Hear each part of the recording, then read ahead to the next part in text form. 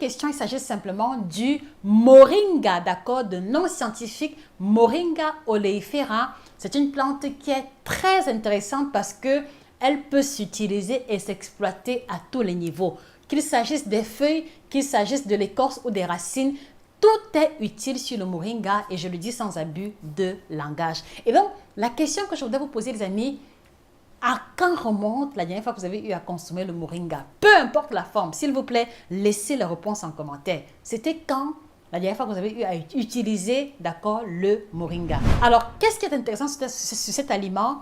Je vais faire ça très court en vous donnant des chiffres chocs, d'accord? Et parmi les chiffres chocs, il faut savoir que le moringa, d'accord, va contenir 2 fois plus de protéines que le lait de vache. Donc, ça veut dire que les personnes qui ont besoin de prendre du muscle, d'accord, ceux qui sont athlètes, d'accord, ceux qui sont culturistes, ceux qui ont besoin, d'accord, d'une prise de masse ou qui font la sèche, d'accord, gagneraient énormément à utiliser le moringa à cause de sa teneur bien plus élevée en protéines que dans le lait de vache classique. Autre information, le moringa va contenir 4 fois plus de vitamine A que la carotte, alors qu'on sait que l'aliment de référence qui est très recommandé aux personnes qui veulent améliorer la vue ou avoir une belle peau, c'est le moringa. Donc, le meilleur moyen de faire le ginseng, d'accord, sans mettre en danger sa santé serait par exemple d'intégrer le moringa dans les boissons, dans les smoothies et ceci va vous aider à améliorer l'acuité visuelle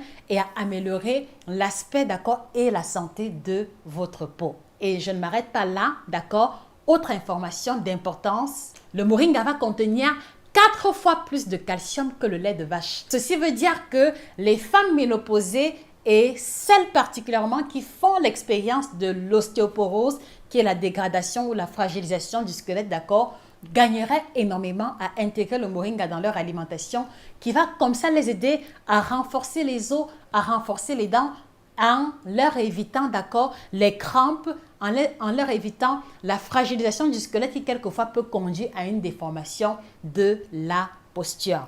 Et ceci est également pareil pour les hommes qui ont franchi le cap de 45 ans parce que beaucoup parmi eux vont aussi expérimenter l'andropause qui a aussi pour effet secondaire la fragilisation du squelette. Donc, vous avez des parents, vous avez des grands-parents, d'accord, s'il vous plaît, trouvez le moyen d'intégrer le moringa dans leur alimentation pour les aider à capitaliser cette teneur extrêmement élevée en calcium, bien mieux, d'accord, assimilable que certains calciums qui sont commercialisés dans les supermarchés ou alors dans les coins de rue. Autre information d'importance, c'est que le moringa va contenir 3 fois plus de potassium que la banane.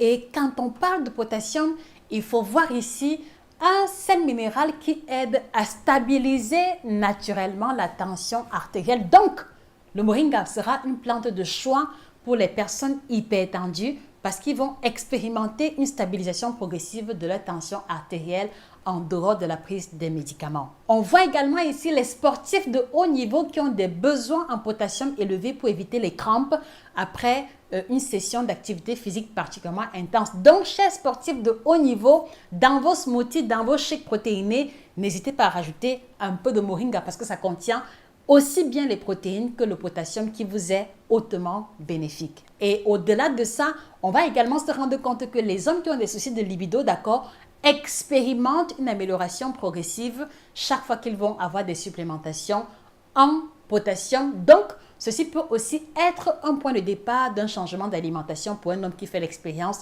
d'une libido instable à travers, comme je l'ai dit tantôt, la poudre ou les feuilles fraîches de moringa. Et enfin, autre chiffre d'importance, c'est que le moringa va contenir 2 fois plus de vitamine C que l'orange. Alors, quand on sait qu'on a longtemps pris l'orange comme étant le référentiel de la vitamine C, vous comprenez qu'il n'y a aucun mal, d'accord, à faire la transition en direction du moringa. Donc, et dans la vitamine C, il faut voir que c'est une vitamine qui donne de l'énergie dont les personnes qui travaillent de longues heures assises devant l'ordinateur, des personnes qui font des réunions à répétition gagneraient à avoir dans leur routine alimentaire un jus ou une boisson ou un aliment qui est supplémenté en moringa. Je vois également ici les enfants en pleine rentrée scolaire qui ont besoin du tonus, d'accord, sans alourdir leur estomac. Ce serait intéressant pour vous, chers parents, de mettre le moringa dans le petit déjeuner de vos enfants et je vous expliquerai de quelle manière d'ici la fin de la vidéo. De façon générale, vous voyez qu'on a en face de nous une plante qui ne nécessite pas des soins particuliers,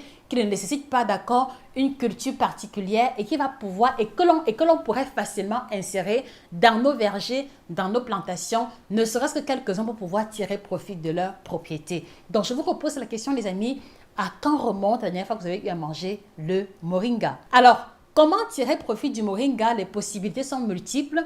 Donc, moi, je vous suggérerais d'utiliser les feuilles fraîches, d'accord, que vous allez insérer dans votre salade.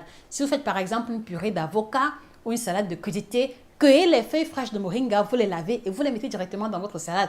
À travers ça, vous allez pouvoir tirer pleinement profit, d'accord, de sa richesse en vitamines et de sa richesse en sels minéraux. L'autre possibilité, c'est que si vous n'aimez pas le goût des feuilles vertes, vous pouvez faire un smoothie le matin avec les fruits de votre choix et vous rajoutez une poignée bien fraîche, d'accord, de feuilles de moringa dans votre moulinex ou dans votre centrifugeuse pour pouvoir en extraire complètement le jus. On peut aussi utiliser la poudre de moringa séchée que je recommande particulièrement aux personnes qui aiment beaucoup la bouillie de maïs, d'accord, qui basiquement n'est pas si riche que ça et dont l'intégration d'une ou deux cuillères à soupe de moringa va pouvoir implémenter la bouillie de maïs classique en vitamines et en sels minéraux au nom, d'accord, de tout le listing de la composition que j'ai eu à vous faire précédemment. On va également utiliser la poudre de moringa particulièrement chez les personnes convalescentes, chez les brûlés, d'accord, de haut degré, parce que vous voyez que quelquefois la cicatrisation demande, d'accord, de pouvoir apporter à l'alimentation les classes alimentaires stratégiques et que je poursuive mon propos en vous disant que le moringa aide également à renforcer le système immunitaire. Donc, si vous avez en face de vous des personnes qui sont tout le temps malades, qui ont tout le temps le rhume ou la grippe, ce serait intéressant, d'accord, de les aider à faire une cure à base de moringa pour renforcer le système immunitaire et se mettre à l'abri des infections légères, d'accord? Et au-delà de ça, les racines et l'écorce de l'arbre de moringa sont très utilisées dans la pharmacopée africaine et dans les soins de pathologie divers, mais je laisse le soin aux naturopathes d'aller au-delà, d'approfondir cette question et cet aspect-là. Et donc, je voudrais vous demander, les amis, qu'est-ce qui vous empêche, d'accord, de mettre dans votre jardin, de mettre dans vos plantations, d'accord, une ou deux plantes de moringa pour pouvoir tirer profit de ces propriétés qui n'ont rien à voir avec certains aliments classiques que l'on privilégie malheureusement. Donc, j'espère sincèrement que ce contenu vous aidera, d'accord, à trouver le moyen de vous procurer le moringa. Vous pouvez utiliser les feuilles fraîches comme je l'ai dit tantôt. Vous pouvez utiliser la poudre séchée ou même également les gélules. C'est-à-dire que si vous n'avez pas le temps de le mettre dans le smoothie ou alors de le mettre dans la bouillie ou alors de le mettre dans une soupe, d'accord, n'hésitez pas à prendre des compléments alimentaires de moringa. Mais là, il faut privilégier les compléments alimentaires de moringa bio, d'accord. Ceci va être vraiment beaucoup plus intéressant parce qu'il y aura moins de pesticides et d'engrais à l'intérieur. Et privilégiez également les compléments alimentaires qui contiennent le moringa au moins à plus de 70-80% pour être certain que c'est vraiment ce que vous prenez de façon majoritaire. Donc, comme je l'ai dit tantôt, c'est une plante qui va aussi bien à l'enfant en phase de croissance qu'aux personnes les plus âgées. J'ai cité les enfants en phase de croissance, les étudiants, d'accord, qui ont besoin de capitaliser ces vitamines et ces sels minéraux-là, les élèves, les étudiants, les travailleurs, ceux qui travaillent beaucoup avec le cerveau et la mémoire, les personnes du troisième âge ou ceux qui approchent le troisième âge pour renforcer le squelette et ainsi que les femmes enceintes, allaitantes et ainsi que les sportifs de haut niveau. Donc, tout le monde devrait normalement consommer le moringa au moins 3 à 4 fois par semaine.